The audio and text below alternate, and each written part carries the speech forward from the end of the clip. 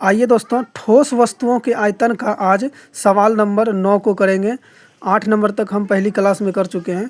सवाल कह रहा है, एक घनाभ के विकर्ण की नाप 28 सेंटीमीटर है तथा इसके तीनों कोरों की लंबाई का योग 44 सेंटीमीटर है। इस घनाभ के संपूर्ण पृष्ठीय क्षेत्रफल क्या होगा? यानी कि घनाभ का संपूर्ण पृष्ठीय क्षेत्रफल पूछ रहा है। तो आइए इसको सॉल्व करते हैं।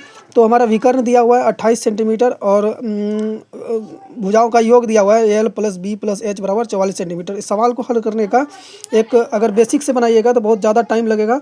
आइए इसको थोड़ा शॉर्ट में बनाने का कोशिश करते हैं। इस सवाल में एक फॉर्मूला लगेगा, भुजाओं का योग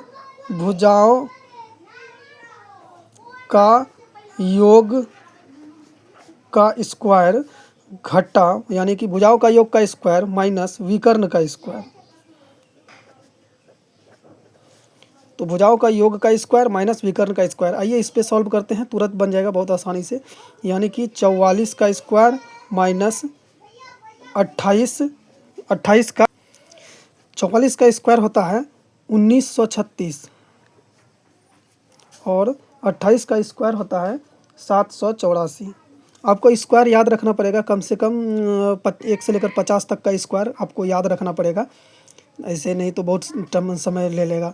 तो आइए इसको सॉल्व करते हैं। तो 44 का स्क्वायर हो गया 1936 और 28 का स्क्वायर हो गया 784। आइए इसको माइनस करते हैं, देखते हैं क्या आता है आंसर। तो 6 में से 4 गया, बच गया 2, यहाँ 13 में से 8 गया तो 5, और यहाँ बचा 8 में से 7 गया 1, और उसके बाद यहाँ है 1, यानी कि 1152 इसका राइट आंसर हो जाएगा। अगर आप लोग के पास RS अग्रवाल का बुक है तो आप लोग वहाँ से भी क्वेश्चन को और ऑप्शन को देख सकते हैं।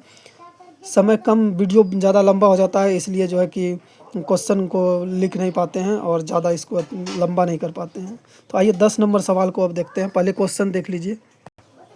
देखिए 10 नंबर सवाल में बोल रहा है, एक घनाभ की लंबाई, चौड़ाई तथा ऊंचाई का योग 19 है। सेम सवाल है 9 नंबर के जैसा ही, यानी कि इसके जो भुजाओं का योग है 19 और इसका विकर्ण है 5√5 सेंटीमीटर। तो इसके संपूर्ण पृष्ठों का क्षेत्रफल क्या होगा? सेम सवाल है। आइए उसी तरह इसको भी बना के देखते हैं। तो इसमें विकर्ण दिया गया है, विकर्ण बराबर दिया गया है 5√5 5√5 और भुजाओं का योग दिया हुआ है, यानी कि L plus B plus H बराबर दिया हुआ है 19। तो आइए सेम ऊपर वाला के जैसा ही सॉल्व कर लेते हैं इसको। तो इसका हो जाएगा 19 का स्क्वायर माइनस 5√5 का स्क्वायर। आइए इसको सॉल्व करते हैं। तो 19 का स्क्वायर हो जाएगा 361। 19 का स्क्वायर हो जाएगा 361। आपको जो है कि 1 से लेकर 50 तक कम से कम स्क्वायर याद रखना पड़ेगा, तभी जो है कि समय बच पाएगा। और इसको हो गया, ये अपना हो गया √5 को अगर 2 स्क्वायर करेंगे इसका तो √5 गुना √5 5 हो गया।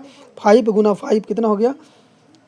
ये 5 का स्क्वायर हो गया 25 और गुना 5, 25 पंचे 125, यानी √5 गुना √5 5 और 5 का स्क्वायर 25, 25 गुना 5 तो 125। आइए इसको अब सॉल्व करते हैं। तो 11 में से 5 गया, बच गया 6, यहाँ बचा 5 में से 2 गया 3, यहाँ बचा 3 में से 1 गया 2, यानी कि 236 सेंटीमीटर स्क्वायर, यानी इसका राइट आंसर हो जाएगा। अब आइए सवाल नंबर 11 को देखते हैं। सवाल नंबर 11 में कह रहा है, एक घनाभ का आयतन 210 घन मीटर और इसके संपूर्ण पृष्ठीय क्षेत्रफल 214 वर्ग मीटर। यदि इसके आधार का क्षेत्रफल 42 वर्ग सेंटीमीटर हो तो इस घनाभ की विभाएँ क्या होगी? आइए बहुत ही अच्छा सवाल है, इंपॉर्टेंट लगा लीजिएगा। आइए इसको सॉल्व करते हैं।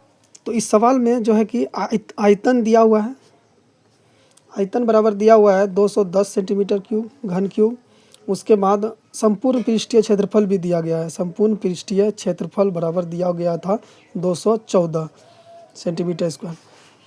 तो आयतन दिया हुआ है, संपूर्ण पृष्ठीय क्षेत्रफल दिया हुआ है, और एक चीज़ दिया हुआ है, इसका क्षेत्रफल दिया हुआ है। क्षेत्रफल तो का फॉर्मूला क्या होता है? लंबाई गुना चौड़ाई, ये क्षेत्रफल का फॉर्मूला होता है। तो क्षेत्रफल दिया हुआ है 42।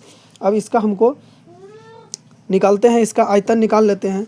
आयतन का फॉर्मूला होता है लंबाई गुना चौड़ाई गुना ऊंचाई। तो आयतन दिया हुआ है 210, यानी कि लंबाई गुना चौड़ाई, लंबाई गुना चौड़ाई गुना ऊंचाई, लंबाई गुना चौड़ाई गुना ऊंचाई बराबर 210।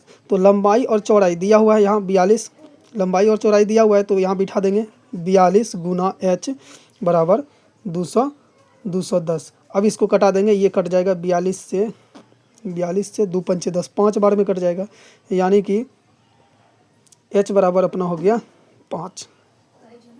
तो h ही पूछ रहा था हमसे, तो ये राइट आंसर हो जाएगा 5। इसको आप अगर आपके पास बुक है तो आप ऑप्शन के थ्रू भी बना सकते हैं, ऑप्शन से भी इसको बना सकते हैं।